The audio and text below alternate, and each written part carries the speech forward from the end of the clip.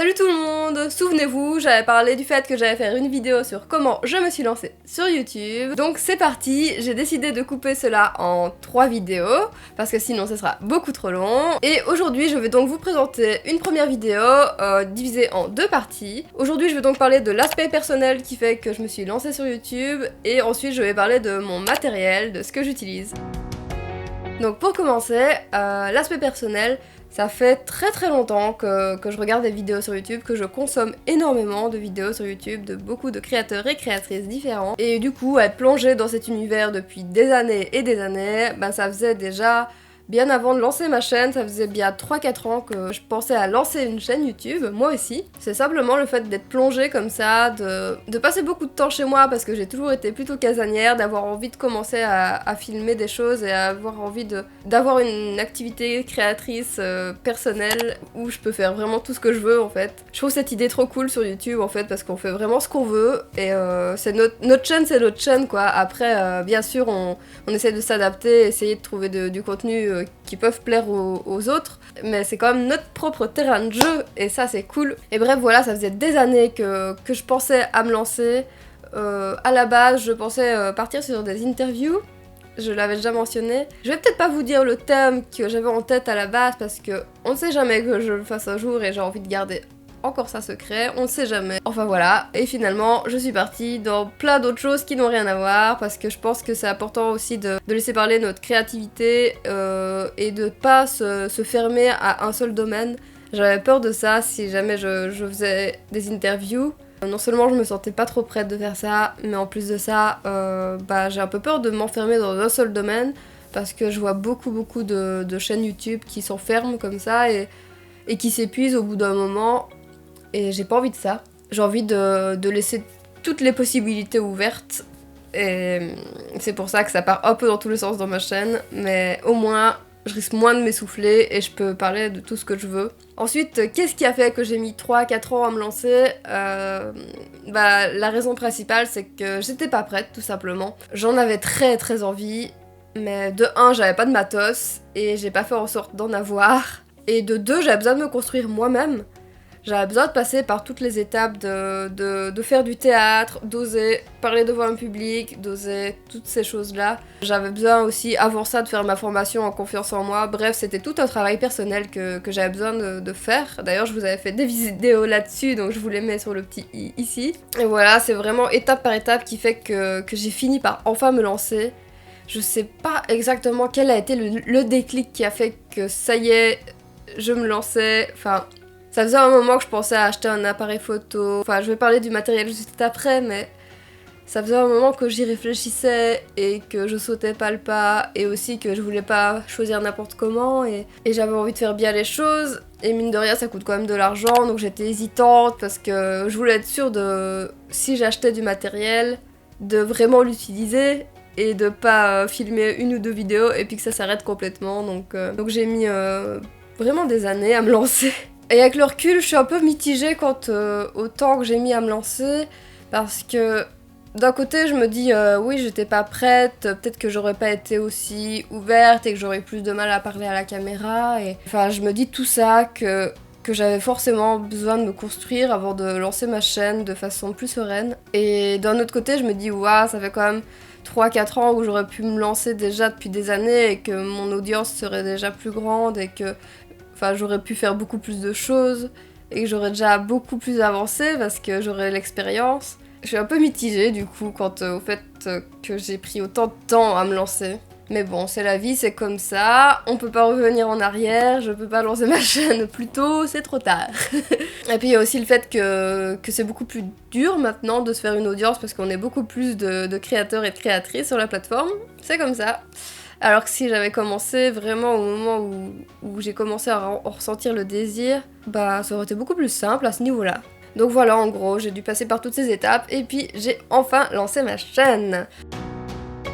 Donc je vais maintenant vous parler du matériel.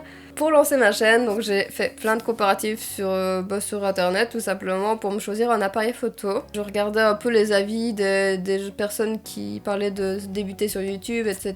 Il y en avait qui disaient de filmer avec leur téléphone, je trouvais que c'était une bonne idée, sauf que Bah, j'ai un vieux téléphone qui a bientôt 12 ans maintenant, qui a bientôt 12 ans, et qui est incapable de filmer quoi que ce soit de correct.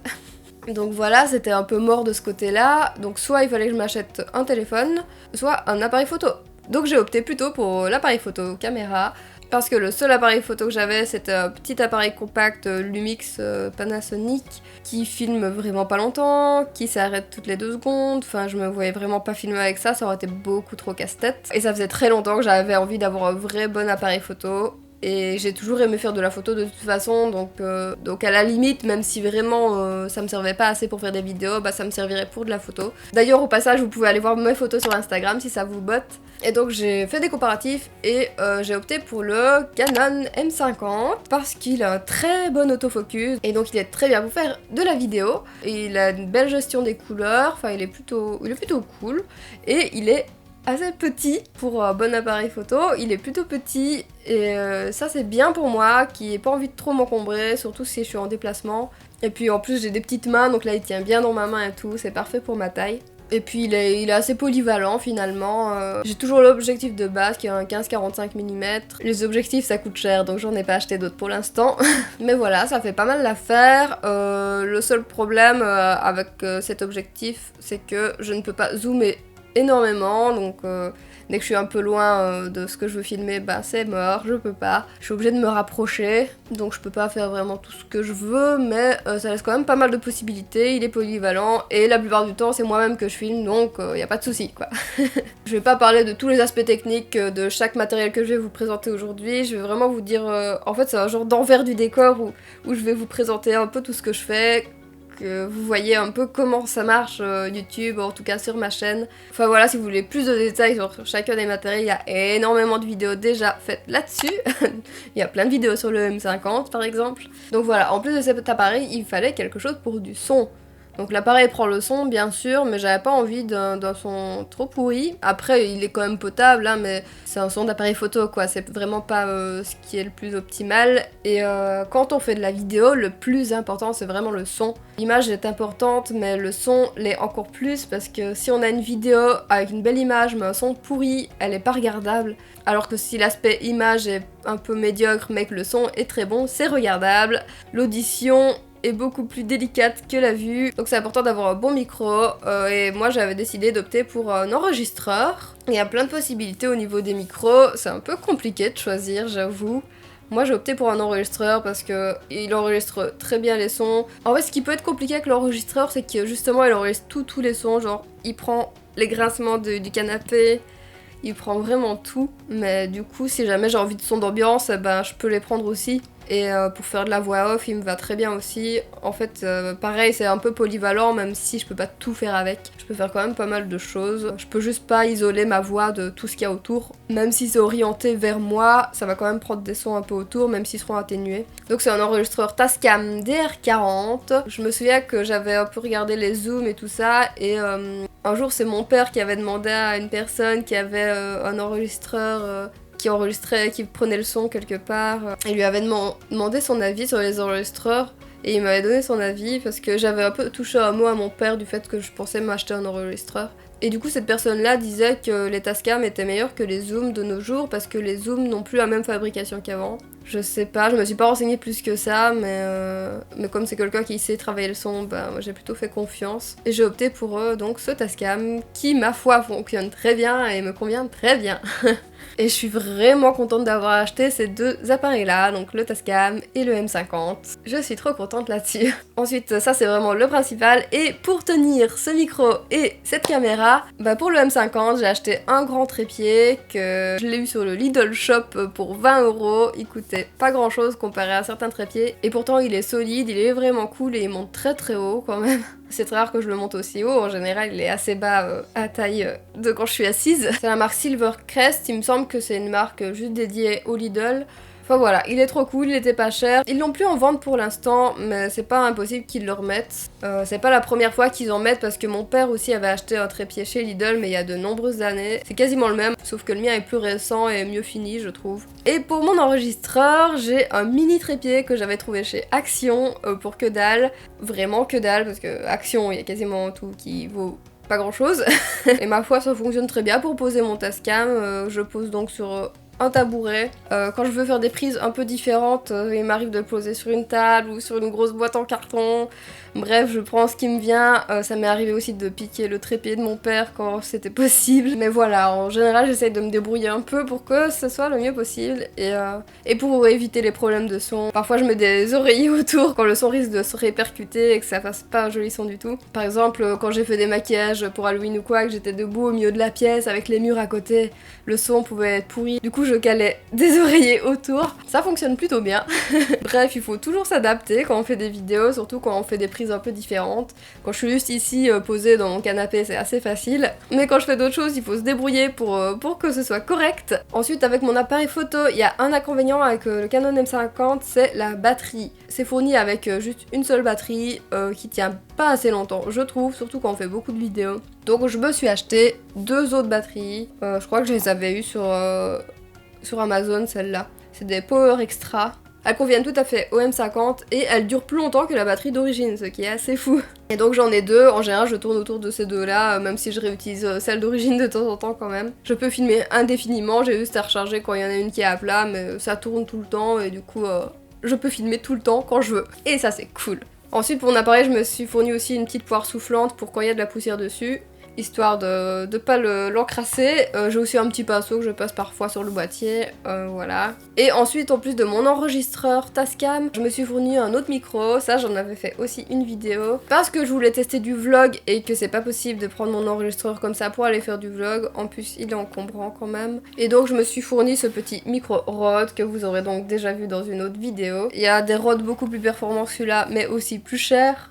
Moi j'ai voulu prendre pareil quelque chose qui m'encombrait pas trop et aussi je voulais pas me ruiner pour quelque chose, enfin c'était mes premiers vlogs et je voulais pas me ruiner sans savoir si ça allait me plaire ou pas parce que j'avais besoin de tester pour savoir si ça me plaisait ou pas. D'ailleurs j'aime beaucoup faire du vlog, j'espère que j'en referai d'autres, bon avec l'épidémie mondiale, moins de possibilités de faire des sorties, des musées, des choses, je peux faire encore des balades dans la nature, mais là on est en hiver, il fait froid, enfin bref, j'espère refaire d'autres vlogs, ce serait trop chouette. Mais voilà, en ce moment c'est pas trop ça, hein. Mais bref, je suis contente d'avoir acheté ce micro parce que, ok, le son est quand même moins bon qu'avec mon enregistreur, mais ça me permet quand même de m'enregistrer en déplacement.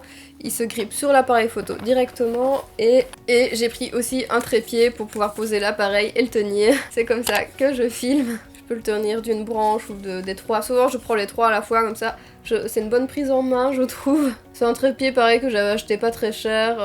Je vous mettrai toutes les références de tout ce que je vous dis en description si je les retrouve. Il fait l'affaire juste pour être tenu en main.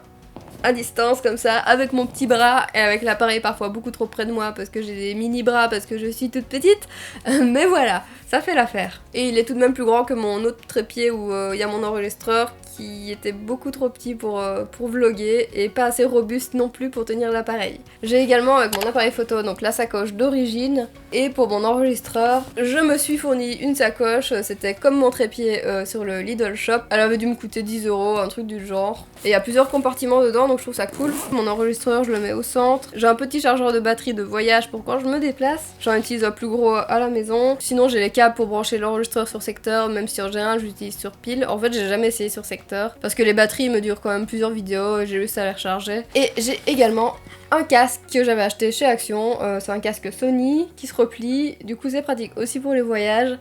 Je l'utilise très souvent aussi avec mon ordinateur portable, donc il est pas toujours dans cette sacoche, parfois il est dans une autre. Mais il y a une place dans cette sacoche pour l'embarquer avec moi, c'est bien pratique. Et ensuite, qui dit création de vidéos, dit prise de notes, donc j'ai des carnets pour écrire toutes mes idées et pour écrire tous mes plans de vidéos. Très souvent, j'ai un carnet devant moi avec les grandes lignes de ce que je vais vous expliquer. Je prends des notes avant de filmer. Beaucoup de mes vidéos sont préparées comme ça. De temps en temps, il y a du blabla assez improvisé, mais très souvent, j'ai quand même un plan avec ce que je vais vous dire. Et donc, en bref, j'ai un carnet que j'ai depuis un bail. qui traînait dans mon placard, je ne sais même plus où j'ai eu ce carnet et j'ai décidé de le prendre pour YouTube. J'ai un petit collant des internets ici parce que j'avais participé au concours des internets la dernière fois et donc on m'a envoyé un petit autocollant par la poste, donc je l'ai mis sur mon carnet YouTube. Mais l'inconvénient avec les carnets tout simples comme ça, c'est que ça finit par être vite le bazar parce que j'écris plein d'idées. J'ai des pages entières aussi pour séparer telle ou telle vidéo, mais ça fout quand même le bazar, donc j'ai fini par me racheter un autre carnet que j'ai à peine commencé à remplir pour l'instant, mais je pense que ça va m'être très utile parce que c'est un carnet du type carnet Atoma. Je crois que ça se trouve pas trop en France, c'est belge, et c'est des carnets en fait où il y a les pages qui se détachent et qui peuvent se remettre ailleurs. Et du coup pour classer ces pages et bien ranger, c'est vraiment pratique. C'est trop bien ces carnets là. Je dis type Atoma parce que la marque d'origine c'est Atoma.